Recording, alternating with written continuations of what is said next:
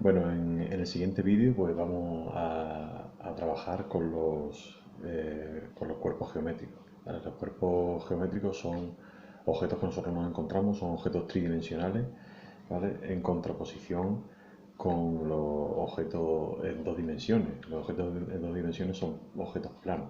Entonces, por ejemplo, un lapicero que nos podemos encontrar con esta forma, esto es un prisma, y, por ejemplo, esto es una pirámide, ¿vale? Esto que veis aquí es una pirámide, y la diferencia entre figuras de dos dimensiones y de tres dimensiones es que cualquiera de las caras de este prisma o de esta pirámide es una figura en dos dimensiones, es una figura plana, ¿veis? O sea, eso es un triángulo que es plano.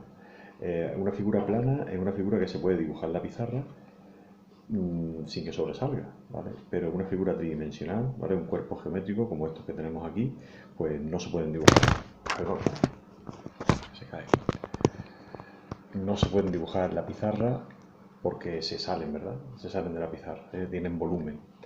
Bueno, pues vamos a ver los diferentes tipos de cuerpos geométricos que hay, de figuras tridimensionales. Esto de aquí se llama prisma, ¿vale? Es un prisma. Los prismas, las características que tienen es que tienen dos bases, ¿vale? Las bases son figuras paralelas, una por arriba, una por abajo y otra por arriba, ¿vale? Son figuras. Y luego tienen las caras laterales, pues son rectángulos, ¿vale? Como veis aquí, todas estas caras laterales son rectángulos. Esto que se ve aquí es un rectángulo. Este se llama prisma cuadrangular regular. Se llama cuadrangular porque la base, ¿vale? Nos tenemos que fijar en la base. Las caras laterales de un prisma siempre son rectángulos, ¿eh? En este caso la base es un cuadrado, en este caso la base es un cuadrado y por eso se llama cuadrangular regular. Si la base fuera un rectángulo también, pues sería un prisma cuadrangular, pero no sería regular porque para que sea regular necesitamos que la base sea un cuadrado. También tenemos, por ejemplo, podríamos tener un prisma pentagonal regular, que sería una figura como esta. Lo que pasa es que en vez de ser la base un cuadrado, pues sería un pentágono regular, ¿de acuerdo? Y en todos esos casos, en todos los prismas, las caras laterales son rectángulos, ¿vale? La siguiente figura que tenemos es una pirámide, ¿vale? Las pirámides pues siempre tienen una base que es una figura plana, ¿eh? En este caso la figura es un cuadrado, ¿vale? Veis que la base es un cuadrado y por eso se llama pirámide cuadrangular regular también, ¿vale? Esta se llama pirámide cuadrangular regular. Las caras laterales de las pirámides son siempre triángulos, ¿veis? Las caras laterales son siempre triángulos, ¿veis? Son todos triángulos, ¿de acuerdo?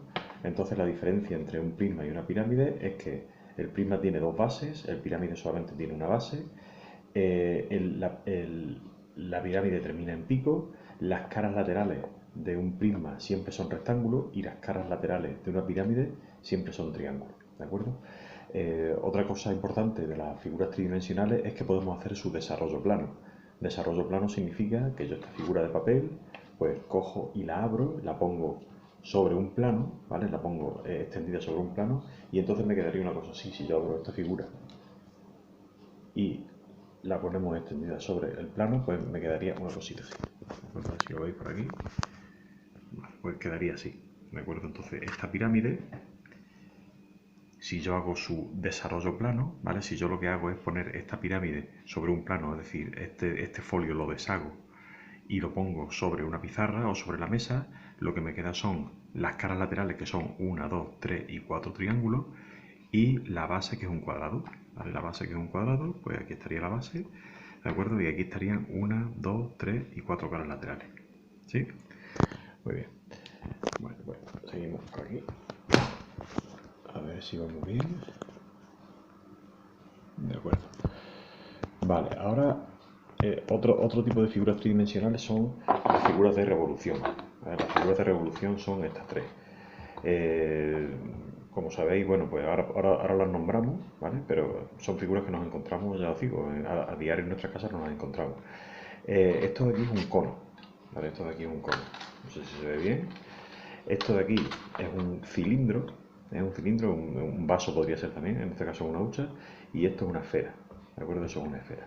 Las figuras de revolución se caracterizan porque sus caras laterales no son rectas, no son planos. No es como pasaba con el prisma, que las caras laterales es plana, En este caso la cara lateral son redondeadas, ¿vale? Pasa tanto en el cilindro, pasa en el cono y por supuesto pasa en la esfera. Las caras laterales son redondeadas. Eh, el cono, pues se diferencia del cilindro lo mismo que lo mismo que pasaba con las pirámides y con los prismas.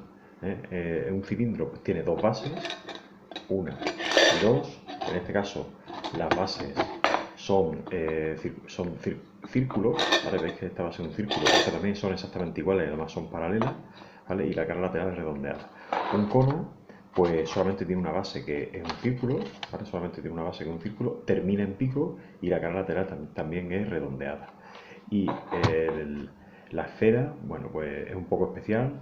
eh, Porque no tiene desarrollo plano, ¿vale? La esfera no podemos hacer desarrollo plano, pero sí podemos utilizar fórmulas para calcular su área, ¿de acuerdo? Y su volumen también. Ya veremos cómo se calcula el área y el volumen. Vamos a hacer entonces el desarrollo plano que hemos visto antes de la pirámide y del prisma, desarrollo plano, lo de ponerlo sobre la mesa, sobre la pizarra, que es bastante sencillo, porque aquí solamente van a salir cuadrados y rectángulos, y de aquí, como habéis visto, solamente sale el cuadrado de la base y los triángulos, que son las caras laterales. Luego también vamos a hacer el desarrollo plano de un cilindro, que eso lo voy a explicar yo sobre el papel, que es bastante sorprendente cómo se calcula. El desarrollo plano del cono lo dejaremos para el curso que viene, ¿vale? Para el curso que viene. Y desarrollo plano de la esfera no hay, pero sí vamos a dar fórmulas para poder calcular pues, el área de su desarrollo plano.